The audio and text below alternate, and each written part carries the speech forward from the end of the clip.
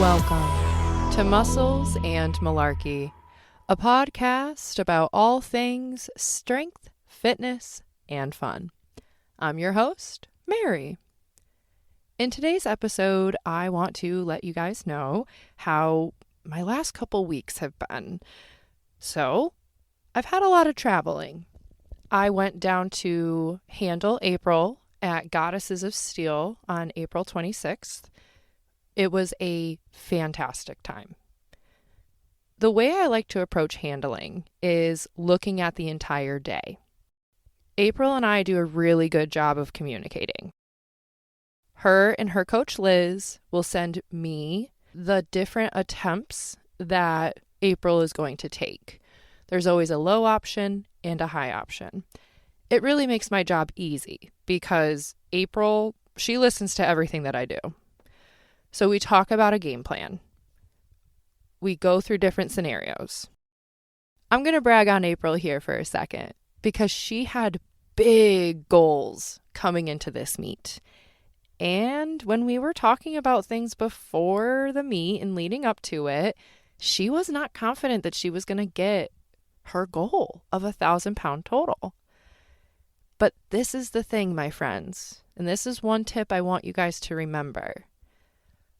Prep does give you an insight on how meet day is going to go. But also, I think it's really fair to remember that just because you miss it in prep doesn't mean you're going to miss it on the platform.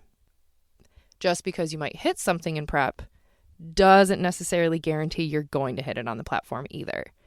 So, yes, prep matters and it gives you an idea of what to expect on the day, but prep is also not going to determine how you do in the meet.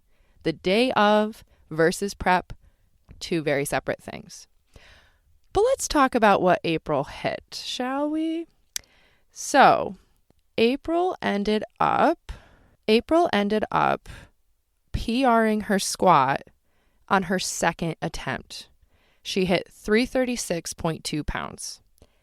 And then we sent it full send for her third, where she hit an all-time PR of 363.7 pounds for her squat. Now for her bench, she went 2 for 3 and ended with a 220.4 bench, which is pretty freaking amazing if you ask me. I'm just saying. Now, on to my favorite, deadlifts. So April opened, I can't stress this enough, opened at 396.8 pounds. April told me that she failed 385. That just goes to show you it's the whole picture, not just what you do during the 12 weeks, 10 weeks, whatever, up until prep. Because yes, April opened at 396 and she ended with an all-time PR of 429.9 pounds, which, if you didn't go to school for math like me, that total is 1,014.1 pounds. This girl has a 376.6 dots. That's my friend, y'all. She's so freaking strong. The reason why she had such a successful day is because she came in with a game plan and she followed that game plan. Don't get me wrong, there were some things that popped up. You know, April, Hollis, and I were eating dinner the night before weigh-ins and we got a text message that the venue that we were supposed to be going to the next morning was no longer hosting the meet. It was quite a interesting turn of events and definitely put all of us on our toes. April and I were talking like, okay, so what do we do if this meet doesn't end up happening? But luckily, we did not have to figure that out because the gym in Fayetteville, North Carolina, called Gracefully Fit, stepped up to the plate in the 11th hour and said, hey, you guys can have this meet here. Liz and everybody on her team came together to make this meet happen. And I know we've talked about it in April's episode, but just as a reminder for those who maybe didn't hear that, this meet is a charity meet to raise money for survivors of abuse and domestic violence. So it is incredibly important to have this meet. And it's amazing that all these people felt so strongly about making sure this meet happened that everybody came together to make sure that it would. And it was a wonderful day, guys. I actually got the chance to do a little bit of commentating for flights A and B. And guys, I know this might be surprising while you're listening to me talk on a podcast, but I really, really enjoyed doing commentary for this meet. Like, if anyone out there is listening and they're hosting a meet and they have a live stream and they want somebody to do like all the talky stuff, hit me up, please. I love commentating. I love being able to see athletes throughout the entire day and like see how they progress throughout the entire day. It's awesome. It's so much fun. If you are interested in watching Goddesses of Steel, that is on A1 Digital's YouTube. So I can put a link in the description for y'all. So that was Goddesses weekend. Drove 11 hours down, drove 11 hours back, went back to work on Monday, right? And then the very next weekend, my girl Megsy, she had messaged me. She's like, hey, I know you and I had a lot of fun last year handling Ashley. Do you want to run it back again? And I said, absolutely, I do. Absolutely. So Ashley did a meet through the NPL, which is the National Powerlifting League. And this meet was in York, PA. Actually, it was at York Barbell. And for those of you who don't know, York Barbell is like OG status. I mean, they have a whole museum that I got to look around in there. Coolest place I've ever been to for a meet. I'm not going to lie. But Ashley, I was so impressed with her. She has grown so much in a year, and I'm so grateful that I got to see her performance. So I'm so proud of her. She ended up PRing her squat at 303 pounds, hitting a 165-pound bench, which I'm pretty sure is also a PR, and a 303-pound deadlift. Like, amazing. She ended up getting a total of 771 pounds. And she got 3 state records.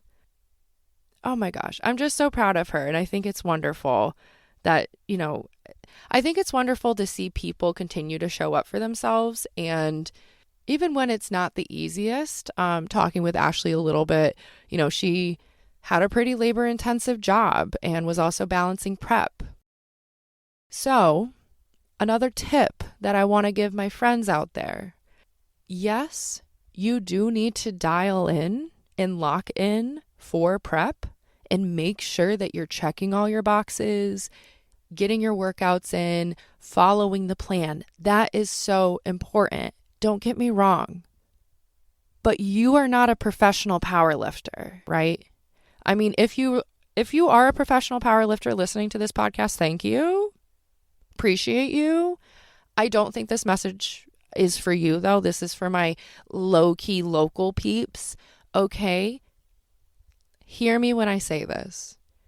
It is not worth it to burn yourself out and drive yourself into the ground in prep just to say you checked those boxes, because it's going to affect you on game day. If you continue to overload yourself, you are going to burn yourself out real fast. And here's the thing. Your central nervous system absolutely plays a role in your performance. And if you have totally wiped yourself out because maybe you have a really stressful job and, there were days where you wanted to, push the workout back, but you're like, no, I'm hardcore and I'm going to grind it out. Dude, there is no extra credit at the meet.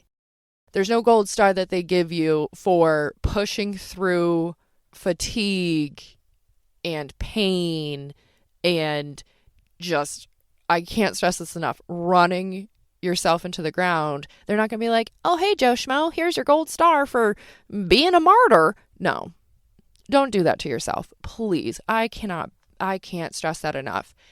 Yes, you need to be serious, but you don't need to be rigid. One of my favorite sayings, be resolute in your goals and flexible in your approach. That's how I like to approach prep. You take what your body gives you on the day and you're grateful for that, because when you get onto the platform, you're going to surprise yourself. There's the adrenaline going. You have your people with you. You're ready to rock and roll. You know you're in a safe environment in which you can PR and you're not going to drop the bar on yourself or, whatever, right? Okay. I think I've made my point. I do love meet weekends. I love meet weekends so much. But guys, I have to tell you about my deadlift only meet that I had 2 weeks after Ashley's meet on May 16th. Let me paint the scene for you, all right? My lovely, lovely husband, God bless Jarrett, shout out to him. He drove me down. Well, he drove us down. I'm a passenger princess through and through. I'm a road dog, but if my husband's around, I'm a passenger princess, okay? He drove us down to Fort Mill, South Carolina, which I did not realize was literally like 2 hours away from where I was like 3 weeks prior when I went to Goddesses. I'm like, oh, yeah, I think I've taken this route before, pretty much. Anyway, so we get down to Fort Mill, get into our Airbnb on Thursday. Wake up Friday morning. Weigh-ins are at 9. I woke up at 9. Thank God there's a window for weigh-ins of like 2 hours, because I would have been SOL if all I could have done is like get there at 9. So after waking up, getting around quick, we went to weigh-ins. Super easy process. The meet that I did was hosted by Sunday Service, and the meet directors were Kristen and Courtney, and the meet is called Crowned and Iron. Now, I'm just going to let you know that they are planning on doing a Crowned and Iron 2, and instead of it being a deadlift only meet like I did this year, they're going to have it with an option to do full power. So we get down Thursday, went back to the Airbnb, went for a little bit of a walk, got some food, relaxed for the rest of the day Friday. Which, guys, if you compete in a federation that does 24-hour weigh-ins, that is exactly how you should do it. Get weighed in, refuel, get some food, get some breakfast, brunch, whatever, and then rest. Chill. Do some mobility, go for a walk, hang out. Just de-stress yourself, right? So then it's Saturday morning, and I was so excited. I got my makeup done. I was so excited. Now, normally, I have my girl Amethyst to do my hair and makeup because she is incredibly good at it, and she always makes me look so pretty. But Amethyst wasn't able to make it to this meet, so I had to do my girl proud. And I did my makeup, made sure I looked good. I did my hair, which was super cute. I'll definitely post a picture if you guys haven't seen it yet. But I really do think that like looking good and putting that effort into yourself, I do think it carries through for the rest of the day, right? You know, when you look good, you feel good, you feel confident, you feel like a little bit of a badass bitch. That's how I felt. I had my red cheetah print singlet. My hair was like, kind of looked like reddish, orange, whatever. My hair doesn't matter, whatever. Moving forward. And we get to the venue, and instead of it being a 2-flight meet, It was a 1-flight meet. And we'd had some people that had dropped out, unfortunately. So it was a really small flight. Thankfully, Kristen and Courtney were like, hey, we're going to throw in some ghost lifters there. That is another helpful tip, friends. If you are competing and there are less than 10 people in your flight, they should be putting a ghost lifter in. So that way you're not going like 5 minutes in between attempts. That would be so fast. And I'm not going to lie, it was quick. It was a very quick meet. I think we started around 9 and we were done and dusted, awards and everything by like 11, maybe 11:30 if I'm going to like exaggerate a little bit. It was very quick. I did have to change how I approached warming up a little bit because when I made my game plan the night before, I wrote out what warm-ups I was going to take.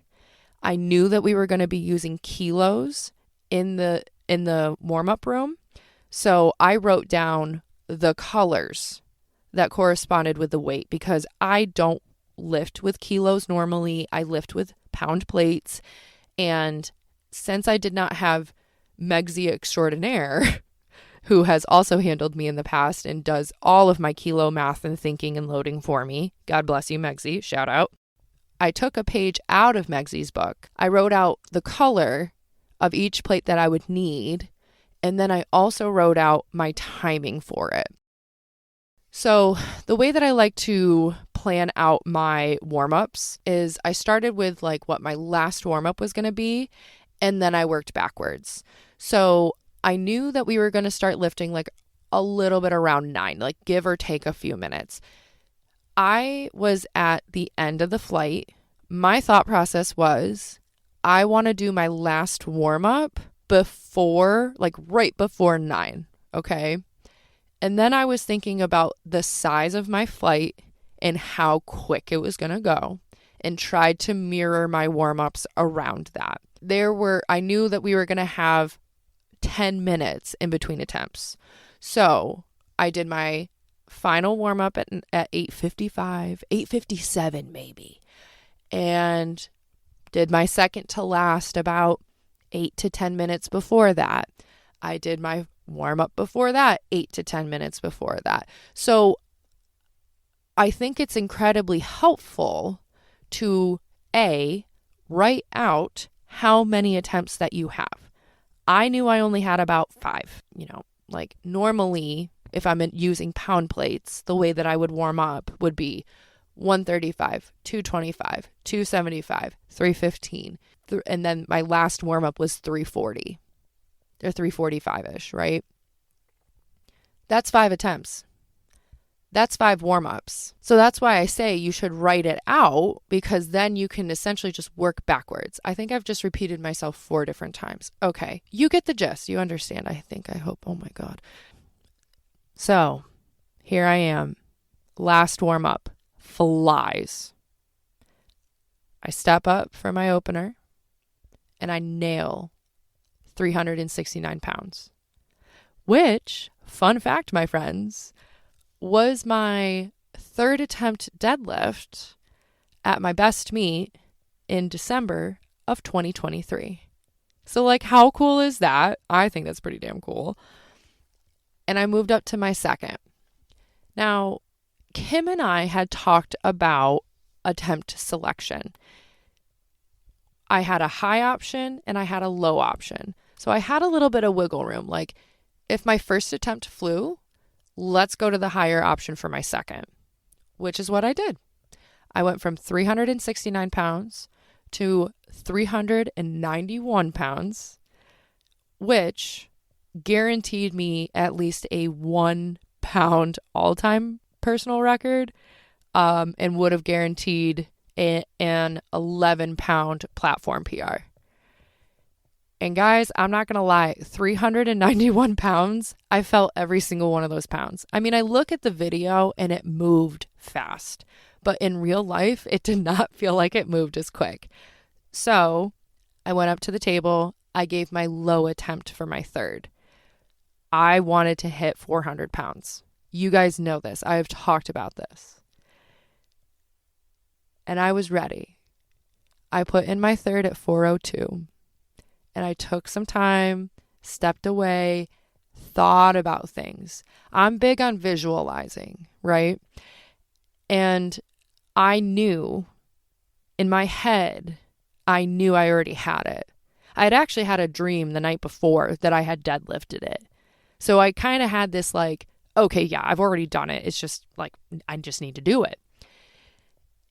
And as I was ready to go up for my third attempt, I thought to myself, we got to try trying. Because I tried 4:02 in prep as my last heavy single of prep, and I failed it. I got it like to my knees and I stopped. It's such a simple phrase, but when you think about it, it's like, well, did you try? Just full throttle, try. And I walked up to that bar. I told myself my cues, and I also said to myself, you're going to pick up this bar and you are not going to fucking stop. Even if my back started to feel a little sassy, even if something felt, no, I'm going to pick it up and I'm not going to fucking stop. And guys, that is exactly what happened. I did it. I hit my goal of 400 pounds. And I'm so proud of myself. I'm so incredibly proud of myself. And I'm so thankful for the wonderful team that I have behind me. All of my gym friends I knew were in my ear cheering me on. They were watching the live stream. I had my husband there. My coach was messaging me throughout the entire thing. My friends were messaging me. I had so much support. I knew that I needed to hit it and I wasn't going to stop. I was going to do everything that I could to finish that pull. And next time I do it, it's going to look like it'll be my second. Isn't that crazy to think about? Hell yeah. You know, I've talked about my back sass in the past and how I manage it, how I navigate it. And I knew after that pull, my back was a little sore. I went into the gym. I laid down. I just kind of breathed a little bit. Essentially just trying to like decatastrophize my brain and say like, hey, no, it's okay. Like, yeah, you're going to feel some things because you lifted some heavy fucking weight. Pro tip for all my friends out there. Don't go to an amusement park directly after your deadlift only meet. Don't ask me how I know that. But I will tell you that Carowinds in North Carolina was a lot of fun. The second roller coaster that we went on, like the T at like 25, something like that, such good lumbar support. Oh, that was the most comfortable I was the entire day. But yeah, by the end of like 3 hours of walking around the park and going on roller coasters and thrill rides, because that is who my husband and I are, I needed to use his hand to help me get out to the parking lot. I was in some aggressive discomfort by the end of that time. And my husband felt so bad. He's like, this is my fault. I bought the tickets before, last night. And I said, no, it's okay. We are literally like 11 hours, 12 hours from home. When else are we going to be down here for this? This was the opportunity to do it. And you know what? It was a lot of fun, but holy smokes. After doing that and then 11 hours, I think it was closer to 12 hours in the car on the way home, zero chance. I was hurting. I was having a tough time. I woke up Monday morning. I had to go to work. Also, pro tip, take the day off. Okay, take the Monday off after your meet. I've done how many meets? 8 meets at this point, and you'd think I'd learned this by now, but too bad I haven't. I was in such a bad way that Monday morning. I could not put on my own socks, guys. I had to have my husband put on my shoes. And I went to work. And I told my coworkers, y'all, I can't transfer anybody that's heavy. I can't do patient transfers. It's just not going to be a good idea. And, luckily that day worked out well where I didn't have any max assist of 2 people to work with. But yeah, I was in some kind of way until about like a week after. By Sunday, I was feeling like a lot. Actually, as each day passed, I did feel better and continued to feel better. And I think the difference this time around versus the last bad flare-up that I had is that I didn't catastrophize and I wasn't like trying to throw the entire kitchen sink at it. I just kind of let my body do its thing, took some anti-inflammatories, tried to work in a way and move in a way that didn't piss my body off. And here I am, like, I don't know, 2 weeks after my meet, and I had my first deadlift session yesterday on the 1st.